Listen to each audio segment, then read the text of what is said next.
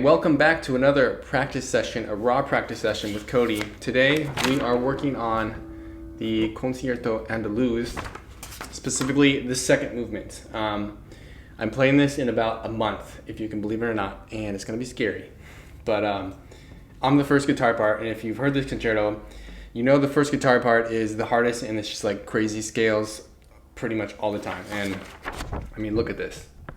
Do you see lots of scales or what? And they're like weird stuff, and it doesn't stop there. The next page, full of scales, more scales, more scales. The next page, oh yeah, that's right, more scales. And then the next page, you guessed it, more scales. So it's kind of crazy, but it's time for me to practice this. So that's what we're doing. So let's just jump into it. It's obviously not going to sound like complete because there's three other guitars. There's a 4-guitar concerto plus orchestra. So right now it's just my part that's isolated. Starts off really slow. It's really easy. This is the fingering that they give you.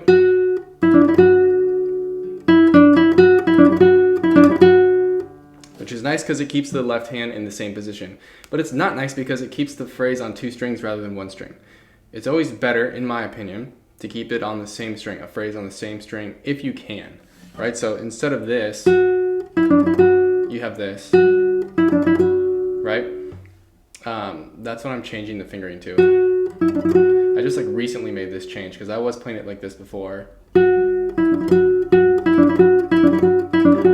It works, it's easy,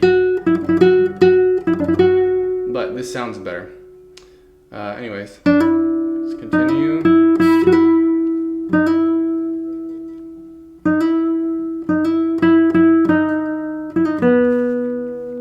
It says to play open.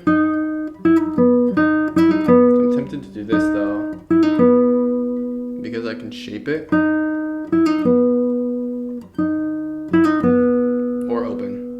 Haven't decided yet. The open is easy though. It's like you'll never miss that, you know, if it's open. Then we have our first scale figure. It's a grouping of 7, which is kind of weird. And then the next group is 7 plus 8. It's not that fast though. This part's, it's fairly free. Part 4 guitar has just like these quarter notes. But I have to like stay in time with him, and I have like these really weird rhythms. And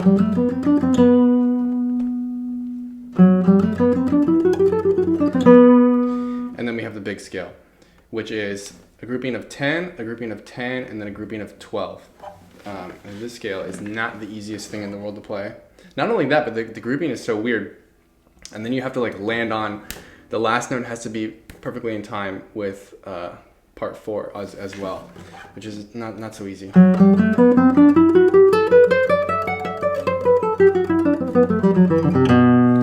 What also makes this scale tricky are the shifts, because it's almost impossible to play it without hearing your left hand make the shifts, if that makes sense.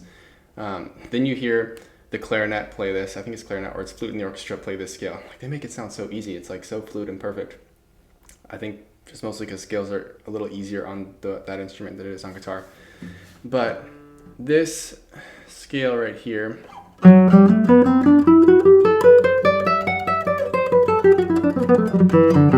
think it's only me in part 4 and then maybe some like light orchestration in the background. So I'm pretty exposed here. So this is something that I just need to drill.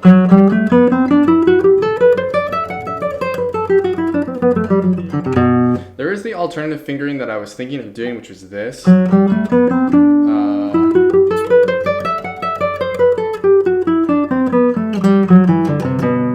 like that, which is way easier because your left hand only has to make 1 shift. And I haven't decided if I like it or not. It's way easier for the left hand, but I like this sound better. Oops. And on at the end of the concerto, you have to play the scale.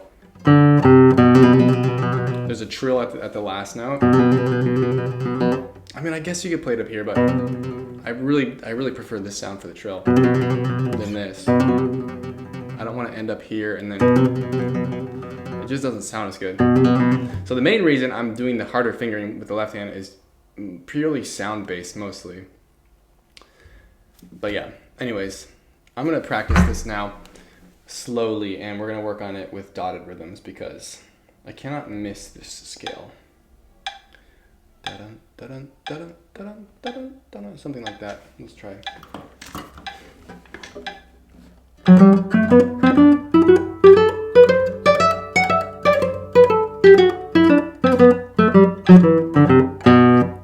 That's why the dotted rhythms are good, because some of those shifts you have to practice making extra quick, which is hard, especially with this figuration.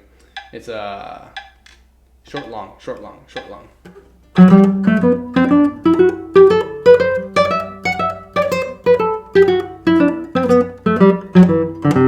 So I missed that twice now.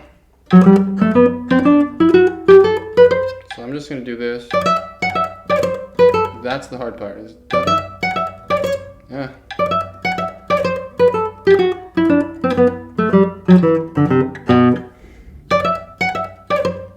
I don't like that.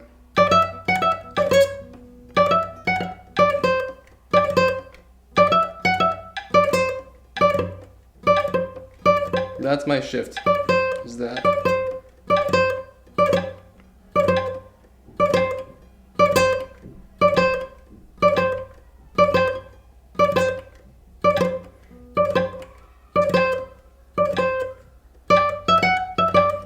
Oops, I went to the opposite rhythm.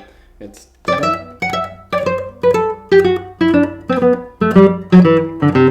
Okay, let's try to get a couple good reps of that in.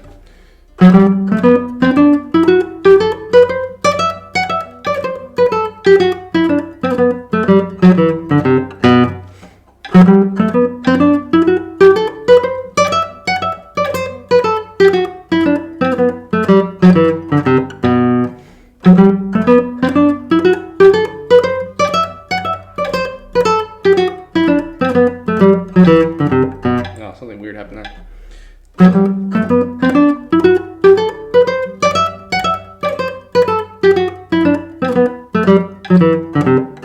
I have heard some people play the scale where they kind of like do like some rubato in the shift and then kind of rip it to the end, which is a possibility, but it kind of sounds weird to me. And in the music, there's like this big kind of legato marking over all the phrase. So ideally, you would want it to be like one phrase and not try to hear the shifts. But let's keep going and switch the rhythm. So we did short, long. Now we're going to do long, short, which is usually easier sometimes.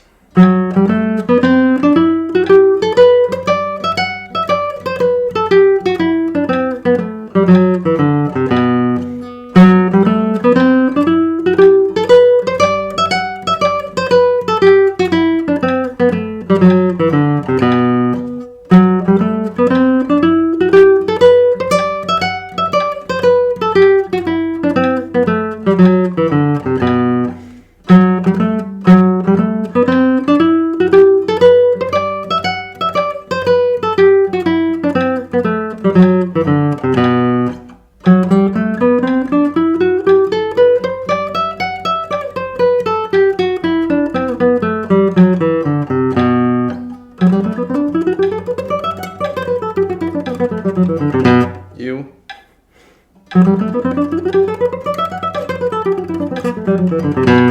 In reality, though, it's not even like that, because that's like 16th notes. But like I said, it's a group of 10, it's a group of 10, and it's a group of 12, all 32nd notes.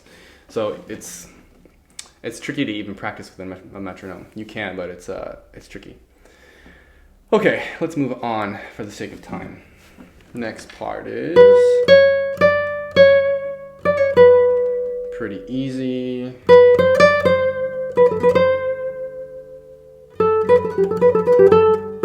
I don't like that. I'm not even a huge fan of this fingering either. I feel like it should be right on the same string. But then then it's like you have to change everything, because then the next phrase would be here, and then the next one is here. It's just, it gets weird. It's like I want to change it, but I feel like this one I have to accept defeat. No, not defeat. I just have to accept that it's going to be on a different string, because we have, what is this? This. This is nice on the second string. And then this one you can play all on the second string. Actually, no, I changed it to the second string. They had this. No, that's right.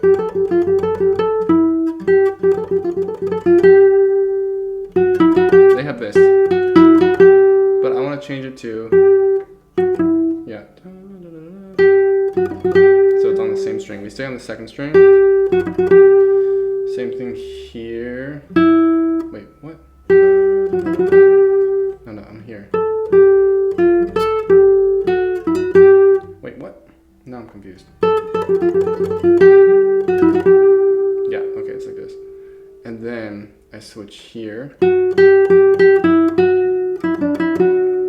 They have this. Works. It's really easy for the left hand. I don't like this though. It's a grace note from E to F sharp. It sounds weird though when you do it with a cross string, but it would sound better, right? I like this. So I change it so it's all on the second string. And then the second time, we go to the third string. And this is weird too. Another grace note, but they do it on cross strings. I don't like that. Right? That sounds better to me. So I didn't write this in before. Well, actually, I didn't change this. But I want to. And I'm gonna come from here. So I should come now with 1 instead of 2. There's going to be 1 going to the second finger, right? And then that's going to be 4-2, which sounds way better. Right? Like, that's better than this. Come on, like, there's no comparison. So, this is 1-2 now. 1-2. This is 1, and then 2, 1, 2, 2, 1, 2. Okay, cool. Then more scales. This scale is shorter, this next bit, but I don't know why I feel like it's harder than the long one. This figure is 10 plus 11 plus this little triplet eighth note at the end. And it's this.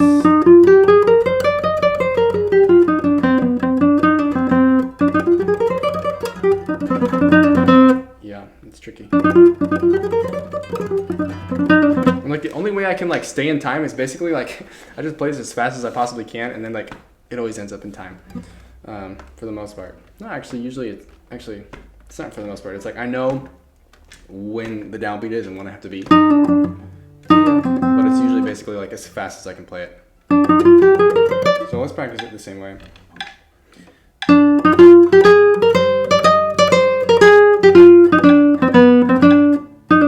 There's no weird way to do that rhythm.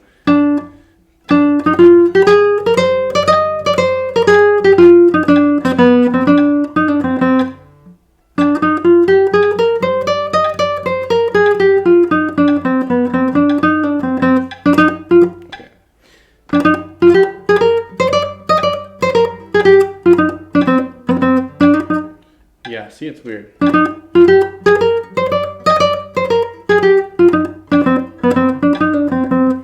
Basically, you have to think like for the group of 10, I think like 1, 2, 3, 4, 5, 1, 2, 3, 4, 5, and then the 11 group is like 1, 2, 3, 4, 5, 1, 2, 3, 4, 5, 6, ba-da-da-da. Essentially, it's like 1, 2, 3, 4, 5, 1, 2, 3, 4, 5, 1, 2, 3, 4, 5, 1, 2, 3, 4, 5, 6, 1, 2, 3. You know what I mean? But it's weird, and you can't really count it like that when you have to play it because it's much faster.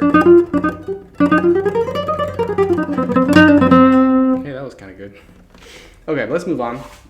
The next part is not scales, it's triplets. But actually, I find this part the most difficult of the whole piece. There's just this one part that's like really tricky, and I think I might even do something a little sneaky, because I heard Pepe, or no, yeah, I think I heard Pepe Romero do it also. So we have this triplet section.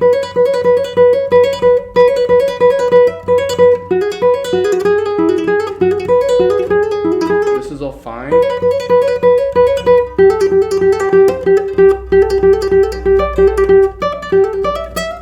This is the part.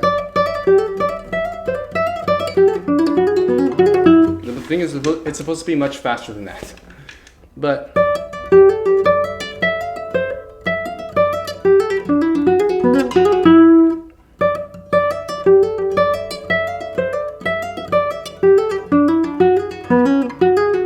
I heard Pepe does something like this. He goes like, and doesn't do the triplet. He just does this, and then doesn't do the triplet like this, and then just does the rest or something, and then ends with an open E. But he cuts a few notes, which honestly, you probably would never know. I only noticed because I'm like, studying his every move. But from the audience perspective, you probably never know. It's like it's so fast that you would never really even know. Actually, I didn't know that he cut it until later, until I listened to it, until I really studied it. Anyways, I just have to drill this part. The hard thing is getting your first finger up there. But my first finger is there, but it's not placed well. It's a little flat fingered, which is not good, because then when I have to do this, this, it makes the next slur harder if this is not placed well. And you have to, you know what I mean?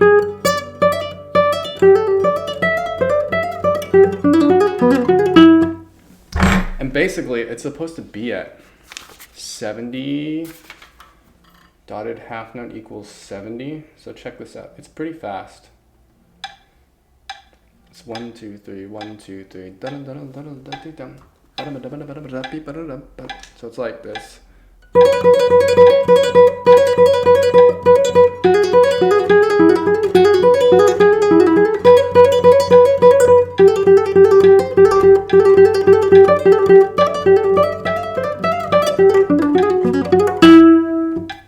Kind of, but that's full speed.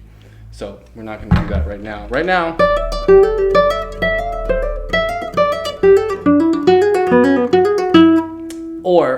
or what I might do is this, and just do that, which gives me the, instead of the slur, I might just go, and then I'm okay. I think, we'll see, maybe I'll ask my teacher about it. It's like I can do it, but it's sloppy. It doesn't sound crystal clear.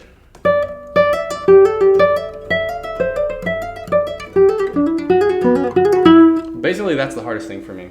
It's just that one tiny bit.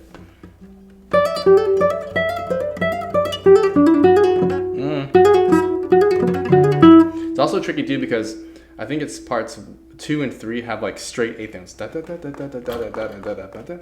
And then I have like these weird triplets that are over it. It's kind of a weird thing, but it's really, this part's really, really cool with the textures that Rodrigo creates here. Okay, let's do this a couple times slowly, and then we'll move on.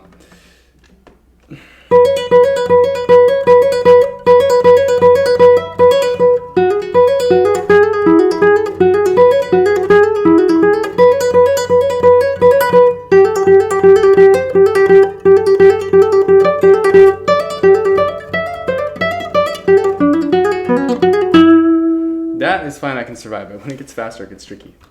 All right, let's move on to the cadenza. This is where things also get a little tricky. This is where I'm completely exposed. I start the cadenza with me and only me.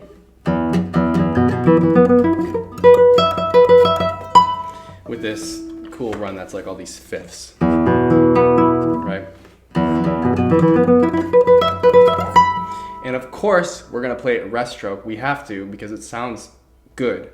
But the hardest part about this is the string crossing, right? That's not easy to do because your arm has to be like this. I think some of the other guitarists in our group are doing PI, which is, it's faster, yeah, but I don't like the sound. At least for me. PI works a lot for a lot of guitarists, and that's fine. But I can't even play it. But I don't need to because I'm not gonna do it that way.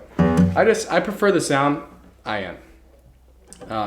And usually whenever I make decisions like this, it's a musical choice and it's a sound choice. I try to not always take the easier road. I try to take the road that sounds better. And that's the reason, like, I take the choice because it's musical, not because it's easier. Which I feel like is, a lot of people don't do that. They just do the easy route. But anyways.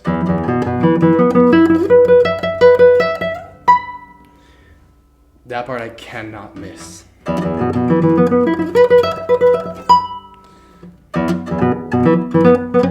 So this I would also do string crossing with dotted rhythm. Da-dum, da-dum, da-dum, da-dum. And then as soon as I play with I, M is planted.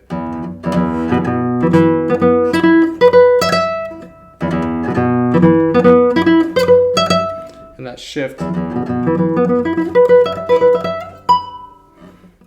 I mean, I can also start slow, like something like that, maybe.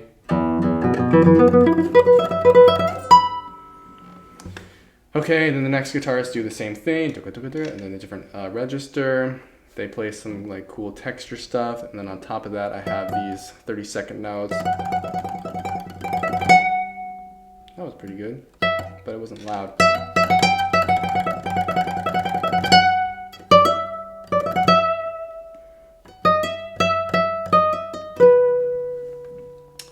Okay, then we get to the first Pimoso section, and this is where it's just straight 16th notes with no break for the whole page and a half.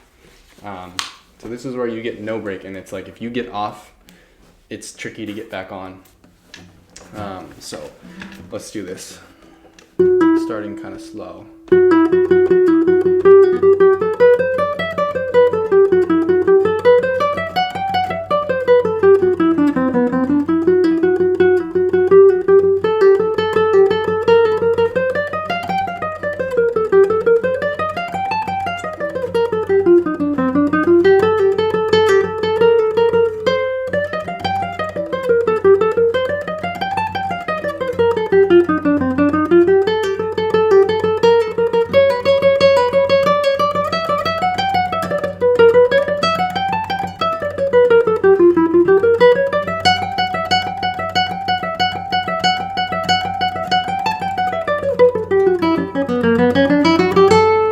Basically, this section is really important that my right hand, I'm on the right finger at the right time, because if I get off by one finger, when I have to make this high scale,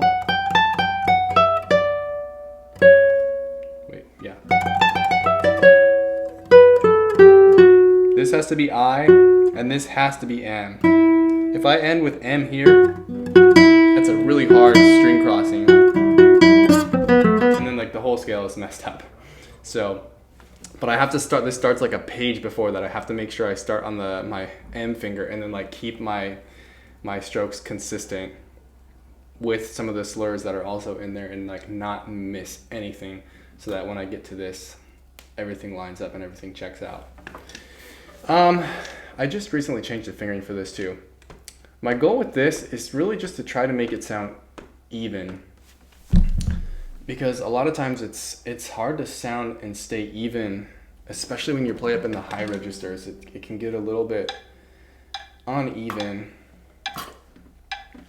So let's go to 80 and just work this out.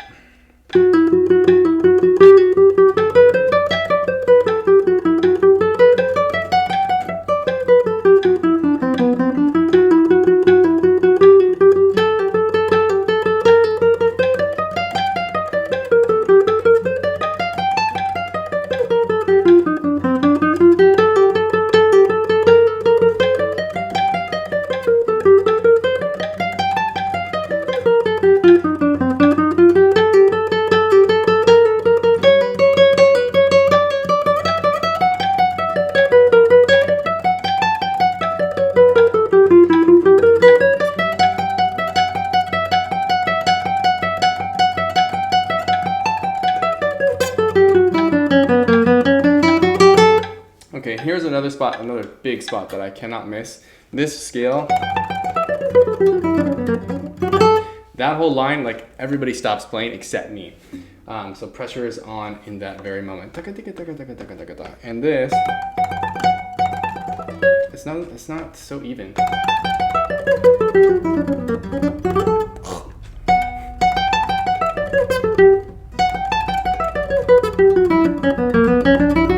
There's kind of two options. It's like, one is like, you just stay in tempo and it's like not that fast,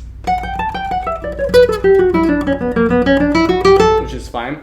A lot of recordings though that I hear, or at least Pepe Romero's recording, he like speeds that part up so fast, and it sounds pretty cool, pretty sick. You should check it out. So this I need to work with the dotted rhythms because that always helps me. So let's go long short first. No. Yeah, that's too fast. Let's go a little slower.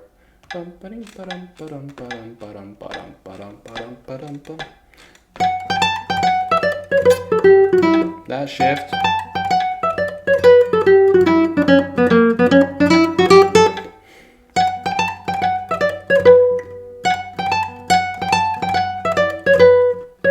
Oh my gosh.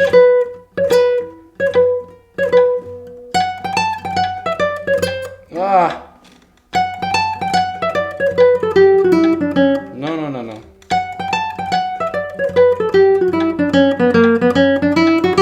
You have this open string to shift down, but you got to be careful not to accent it because generally on guitar, anytime you play an open note, it pops out more than a fretted note. So you have to be careful that that note doesn't pop out all of a sudden.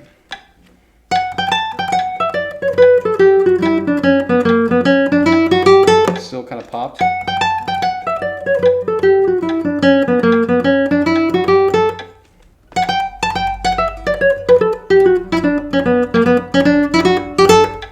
little faster.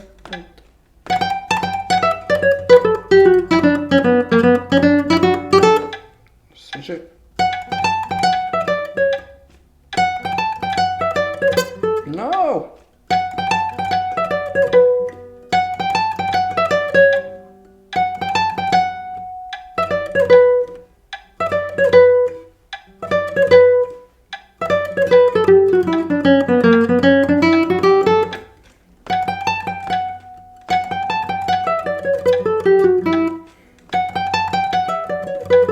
I think I'm freaking out about the shift and I need to just like chill and I'll get it. Yeah, see, that was much better. I have more time than I think and my brain's like, go, shift. But I think I can relax. I think, you know what it is? This is something I learned from Andrew York and I need to remind myself of that. Is to make a shift sound smoother, instead of thinking of the shift, you need to think of the note before the shift and listen to that. If you hear that and then you make the shift, it will be smooth. And that note is this one. It's the C sharp. So I'm going to tell myself to listen to that. Because if I hear this, I'm playing the scale, and all I'm thinking is about this. But I need to listen to this note so that I can connect it to that note. Ah. Kind of. No.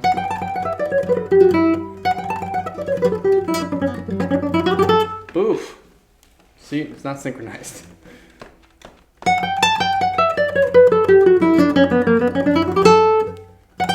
Maybe I should save the accelerando for this. My camera stopped recording because it only records for like 29 minutes and then it stops, which means, wow, I probably went over 29 minutes. Okay, let me wrap this up real quick. We got one more page, and then the last page is kind of a repeat of the first page, so we won't do that. We're just gonna do the second Piemoso section. This is where things get pretty cool. So I finished the scale. Aye. And then we have this tempo change, but it's around 85. It's 1, 2, 3, 1, 2, 3. Should be like this.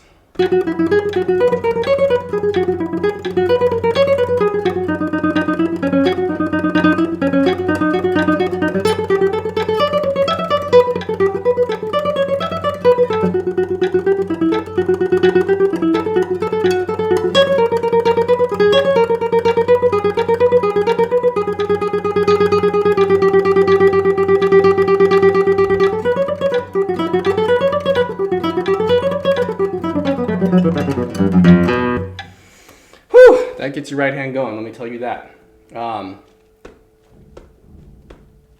What I need to focus on for this one is making sure I get the accents correct. And what's tricky about this one is there's a couple string crossing places where it's so fast that you have to cross strings, and your right hand has to like,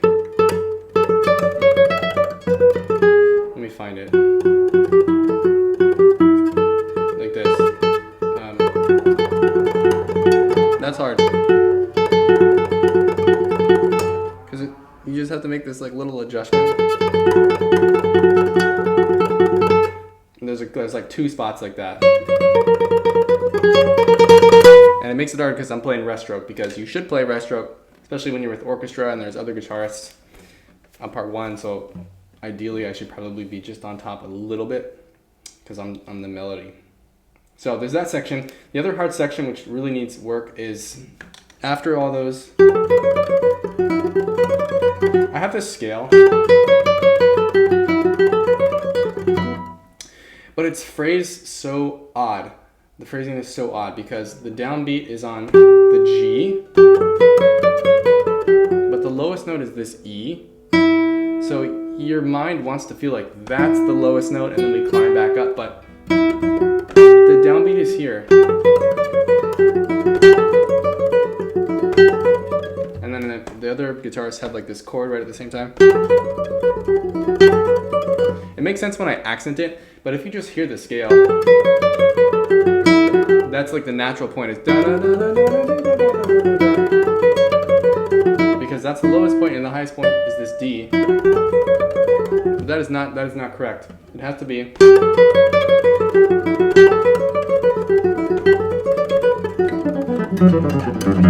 And then we have this big run. This part I'm also fully exposed, so.